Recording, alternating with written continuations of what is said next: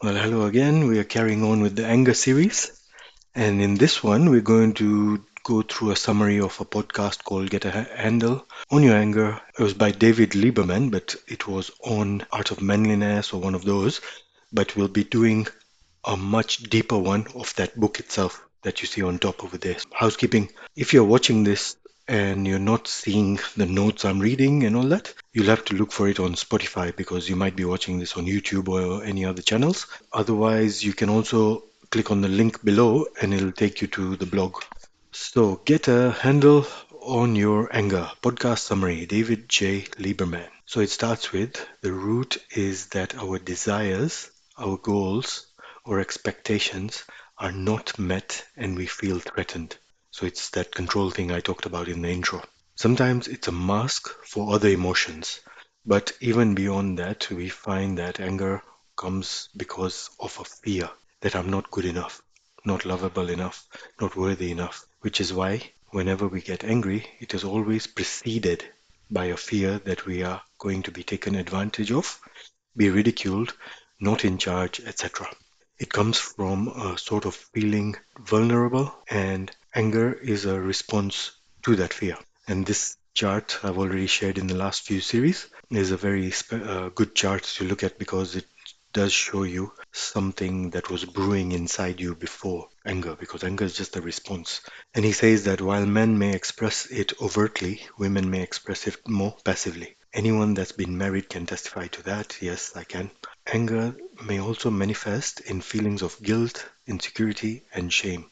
So it's turned inwards, but the emotion itself is evenly distributed among the sexes, even though some preliminary research had shown that men are more prone to anger than women. So the main responses are fight, flight, and freeze or freeze response. So in fight response, it is either assertive aggressive, where one comes out fighting or attempting to control the situation. So it's outwards. Flight is passive aggressive, which parallels the fight where anger leaks out in more subtle ways because a person is unable to confront directly. So they sort of seek out to control stealthily, example, crying or playing victim. And what I've noticed is a lot of people will switch between fight, flight, and freeze. So one minute they're really losing it, the other minute they're going into their victim mode of crying, it's always there like this and blah blah blah.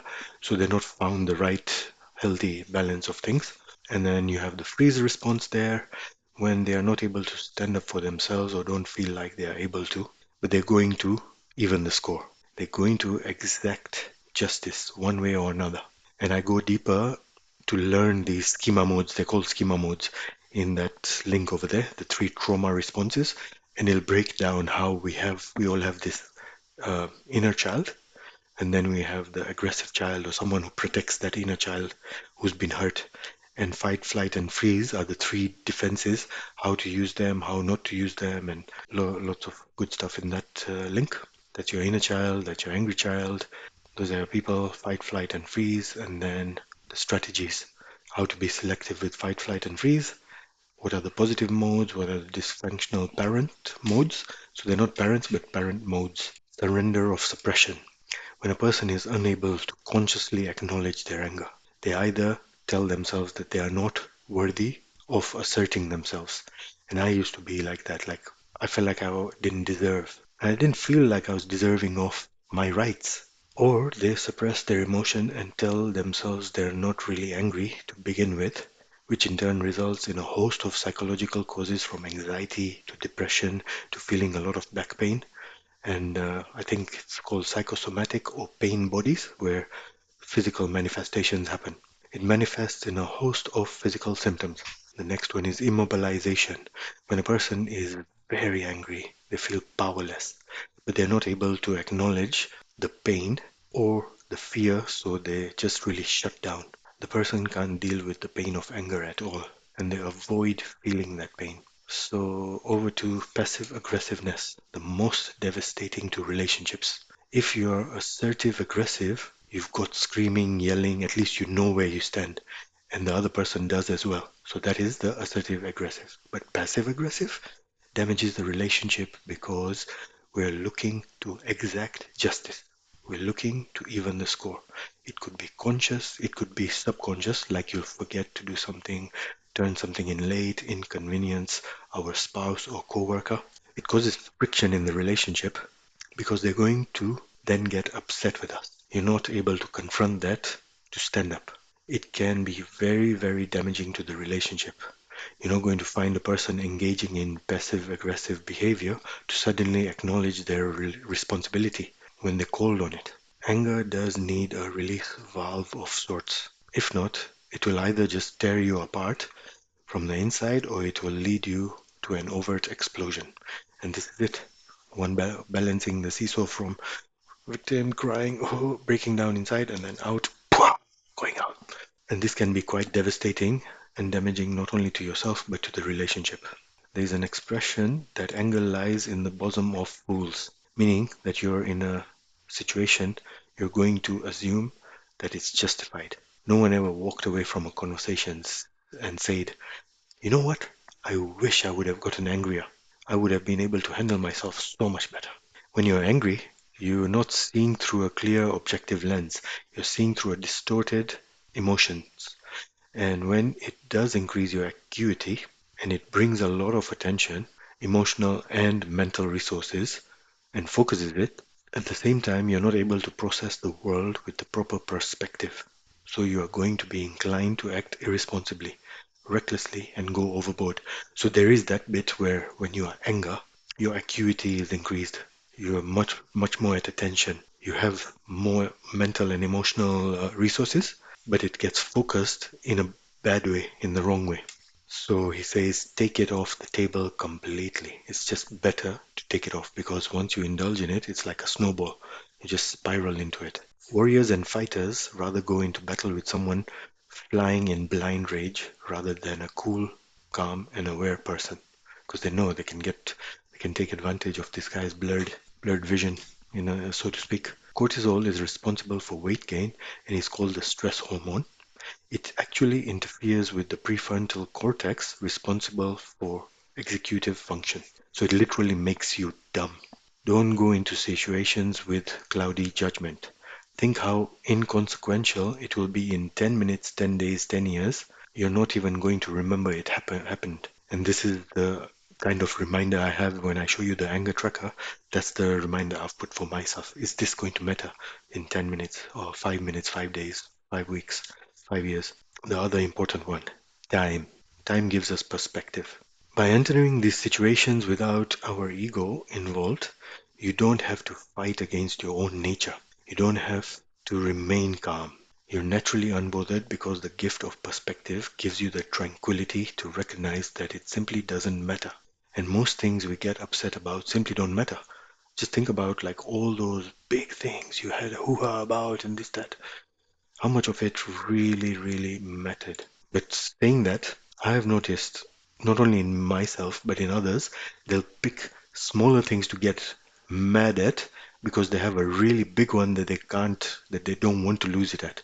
So they'll find, oh, this guy is eating this and doing that, blah, blah, blah. So they get little bursts of anger. I used to call it something, little expressions of emotions. The story you tell yourself always comes down to the same message, that is, that they don't care enough about me, they don't love me enough, they don't respect me enough. So think about the old lady versus the teen driving recklessly. The teen did it to me on purpose because they didn't care enough. They don't respect me, blah, blah, blah, blah. The insanity is you speed up, risking your life to see what the person looks like and see how angry you should be. And then you find out it's the older person. I found out this weekend because someone was going very slow on the faster lane. So I flashed them, I tried to get them to move, and they didn't move. So I took the slower lane and I was looking at it, I'm like, oh my God, I just knew it at the back of my head. I was like, poor old couple. They must be so like anxious and scared. They must have been on the road the first time. They had the P plate behind them. We treat other people based on how we feel about ourselves. When we take our ego out of the equation, you can look at the other person with empathy, compassion, sympathy, and you're not absorbed in your own pain. Something happens. You don't take it personally. You don't get upset. Now, the degree to which we're able to take ourselves out of the equation is a degree to which we are going to manage our anger much more effectively because our ego is not involved.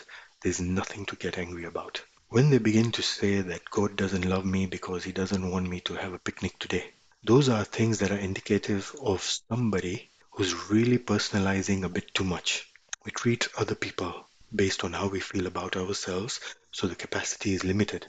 The fact that somebody can't love me, give me respect, show me the attention, or give me the accolades and praise that I deserve, if my ego is not involved, I can recognize it's their limitation and not mine. They can't recognize me, they're just blind, they can't deal with it. But if my ego is engaged, I'm going to assume they're doing this because there's something wrong, lacking, broken, battered, defective about me, and that's what makes me so angry. You will not find a person that has anger issues that did not have some sort of childhood trauma, tragedy, abuse, and the scars and imprint in our emotional health that childhood leaves is very difficult to undo unless the person is able to revisit it and heal. I think this is the one. Click here for links on healing childhood trauma. So let's have a quick look because there's quite a few links there. This is a very important one by Gabor Mate. You can have a look at that. I've made a program for myself which has helped me, and you can use it to forgive your parents and reparent yourself, to do correcting the wrong conditioning and all that kind of stuff. Schema modes I've already told you about. Healing trauma is a very deep one. And then there's all these other ones. So just have a look at that link to see if any of those help. There is legitimate shame when you act beneath your level and do something that is just not you. Afterwards, you feel a little bit disturbed and disgusted. You can't believe you did that. That's legitimate shame. The shame is a voice of conscience that says, hey, you know what you did was beneath you. And it's a self correcting mechanism to wake you up, to take responsibility and to move forward. So to use it for positive. But if we are not willing to do that, the ego then justifies, minimizes, blames, whatever it can do to avoid feeling that pain. At the core, we are still left with that stain of shame that says, I'm not lovable. Now that's legitimate shame, and there's ways to deal with that. A child is never going to say, Dad just had a hard day at work. Let him go ahead and have a cocktail, let him calm down, and he'll be okay. No. A child's going to assume that there's something wrong with the child because he's egocentric. He takes everything personally. How people treat him is a direct reflection of his self-worth. That's his equation. So as he transitions into adulthood, he walks around with that same stain of shame that says, how I'm treated by other people is a reflection of my self-worth. And when you're able to undo that, you realize that your self-worth does not hinge on somebody's acceptance of you. Not only is it very freeing emotionally, but you will find that you're going to be living anger free. And if you've grown up in a household like we did, where we ended up becoming hyper vigilant, even the smallest thing, we're like, is this going to trigger a problem? Is this going to? You just so full of shame. You're just so full of self-critical, self-judgment, just did I put it in the right place? Did I do that? You're always thinking that constantly. And then when you grow up, you're just like, everybody's judging me. So the big idea first is the appreciation, the acknowledgement that just because somebody can't love me doesn't make me unlovable.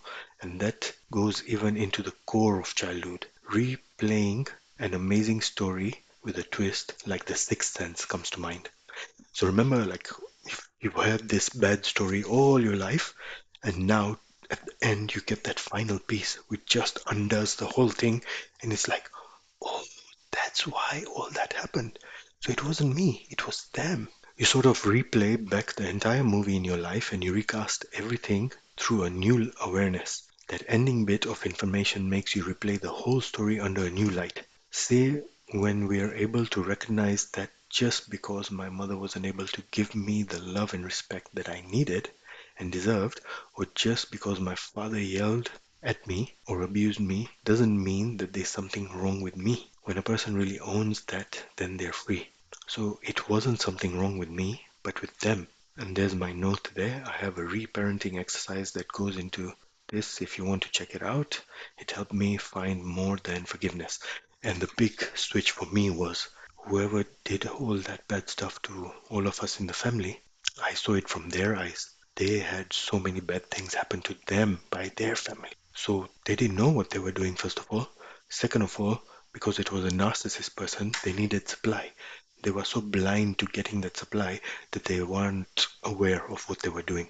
Negativity, bias. When you believe something to be true, you're going to not only look for that, but you're going to manifest, create, live a life that tells that narrative and that fulfills that story of yours. If our story is, I'm no good, I'm not lovable, then we're going to bring that to fruition no matter what it takes. These are the people that will read into things, they'll connect the dots that don't exist. And it's almost like a form of paranoia where they'll begin to make connections only to tell the story that they've been telling themselves for so long. A person like this would rather be right than be happy. You'll find that the veil of anger just lifts off you because you're no longer looking to confirm some distorted truth that you're not worthy. That if somebody can't treat you properly, you can see that they're the ones that are in pain and you don't have to be in pain. I can accept me and love me 100%. And I accept the love my kids give 100%. And I always tell them there's nothing they can do that would make me not accept them. It doesn't mean I approve everything they do, and it doesn't mean they approve everything I do. And my note is in good parenting, you tell the kid you love them first before you give them the feedback about their bad behavior. Always and forever. I love you first, always and forever, but it was the behavior you were not happy with, you did not like, or needs to be addressed. There's a note here saying I have regrets and I try to make it right and move forward. And that's a good way to look at things. There is one link somewhere I should have shared about taking criticism where you say, even if it's true about my negative tendencies, I'm still a good person and worthy of love. So, like a good affirmation. The first thing the GPS has to locate is where you are. So, the beginning of growth and moving forward starts with acknowledging and accepting who, where, and how you are right now. But you're never going to go from point A to point B unless you accept that you're at point A. I'm never going to improve relationships if I refuse to accept the reality that exists. The last thing the ego wants to do is accept responsibility. Now, there's a few people I usually try and help or listen to. Most of the time, it's just listening to, and then I just drop a seed because I don't want to give them any advice. I'll just be like, okay, so if I see your point, I see their side, and I plant that seed until the angry person themselves realizes, oh, you know what, I was the one being wrong about this, and then you're like, yeah, they had to realize they were at point A, because if you tell them, they're not going to like that. I think we talked about it in the previous one. Never tell an angry person that they're wrong and stuff like that. You can't say yes if you can't say no. Meaning that if you don't feel like you can stand up to the person and say no, then you're not really saying yes. Because if you choose to do an act, that means you're making a choice. Example, I agree to give or to voluntarily give $100. But if you feel like you're getting guilted into something, you're not secure enough to stand up, don't think you can enforce your boundary. In both cases, 100 went out of your pocket, but one was a choice to give and the other wasn't. The beginning of setting boundaries first is to take a step back and ask yourself, where is my boundary? What is accepted? What will I find proper? And am I legitimately choosing to give, or am I simply just rolling over and allowing the person to take advantage of me? Fewer things are more empowering and infused with a greater sense of self-esteem than drawing a responsible boundary line and asserting ourselves in a situation where we feel somebody is taking advantage of us. And there's that link there, a great breakdown on understanding your boundaries, how to create good boundaries. And there's another link down there about the power of saying no. You know what? There's nothing wrong with what you're asking, but I'm going to decline your request. You can't act irresponsibly and give in to somebody because they're going to become upset with you. If you continue to do that, you're going to get upset with yourself. They don't need a reason to be mad at you. If you're upset with you, then you are going to magnify and increase your feelings of guilt, shame, and inferiority. It reinforces the fact that you don't deserve to stand up for yourself. How you assert yourself should always be with proper empathy and compassion. I don't have to defend my right to assert my legitimate boundaries, and I don't have to give a person 1,000 reasons and 1,000 excuses. Sometimes no is a complete sentence, and in this link, I'll quickly show you. That's the first one. No is a complete sentence. So it teaches you in different ways to say no: direct no, reflecting no, reason no, rain check no, inquiring no, broken record no. Otherwise, they're not going to either have boundaries or peace. Every healthy relationship requires boundaries. They're allowed to say, you know what, this relationship isn't worth it. Then you know that they're only interested in the relationship because of what they can gain from it. For the people pleasers, if you can't say no for yourself, say no for the other person, because you do no favors by making easy for the bully to run into you. So it is selfless, meaning you're doing them a favor by asserting yourself. Once you have the antidote, then you don't have to worry about putting yourself in a situation where people have got those negative germs. They're not going to infect you. Acknowledge, I am in pain. That's the other step. This is a moment to be in pain. Ask yourself, which part of me is really in pain? Is it my soul? Is it my ego? Is it the real me that's in pain? Or is it part of me that craves respect, that craves honor, that craves appreciation, accolades, and so on? By having an honest conversation with yourself, you'll find that the anger simply dissipates. By fully owning the emotion, it's processed completely out of you. I don't think it's that quick. It took me a while, but when it did happen, it did like magically happen where I suddenly started asking people for forgiveness from people who were my perpetrators, who did me wrong. Now, the reticular activating system acts as an antenna of sorts. You want to buy a red car, now all you see is red cars. Not that they didn't exist before. So when you move through your day looking for good, positive, having the perspective that things are good and picking up on what you're grateful for, your antenna will hone in on that. You'll begin to see it in other people, yourself, and in the world. I'm going to find the reality that I expect to find time and time again. So if you think the world is bad, there's this guy recently I saw, and I was just like, what? All he talks about is how people are broke and how the government is taking. He's already made his money. Now he's got a YouTube channel. I was just like so negative. There's just so much good out there. This is a quote. Whatever it is, if I don't take it personally, we can't become upset. Once we assume that somebody else's behavior is a reflection of my self-worth, I'm now fighting against my own nature, and I'm going to have a hard time managing my anger. So it's not a reflection of my self-worth, it's a reflection of their self-worth. And that's it. That's the one, Out of Manliness podcast, how to get a handle of your anger. It's a summary, detailed book summary is there, which we'll be getting into once I get time because it's a very, very long one. And then let me show you my anger tracker. And that's just a video of how I show you how to use the anger tracker. Quick look at the anger tracker. This is my affirmation, and you can replace it with whatever you want in that red. Will this matter in 5 days, weeks, months, years? I've misplaced where I put my importance. So you put in your date, put in what triggered you, car cutting me off. You put in your expression, I overtook the car and brake checked the driver, intensity, and I've also said last incident was 7, so I can keep track of how much more I'm calmer now. How long did you stay angry?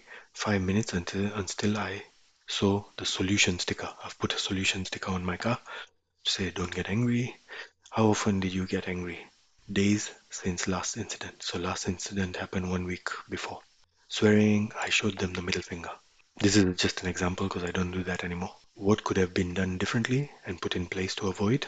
And then you put your solutions there and try and take 100% responsibility of the whole thing. A good thing is, I don't know if I've put it there, but the serenity prayer. Give me the strength to change the things I can, to accept the things I can't, and the wisdom to know the difference. So yeah, there you have it, my anger tracker. And finally, please have a look at My socials, I do a different podcast. My personal stories is that one. This self-growth one is this channel. Monthly email list of all the content I create. I just throw it in a monthly email list if you just want to see a quick snapshot of what I do. All my socials are there. If you want free Bitcoin for $25, it's there. You can support me by buying me a coffee. You can support me again by buying things through Amazon. I do some merch also, and I've joined school. I'm not too deep into school yet, but this is my merch, so I quickly just show you all my designs. Everyone's a 3D printer, introverted but willing to discuss world music, and there's many more. So if you click that link, you'll see many more. And there you have it, folks. I shall catch you in the next one.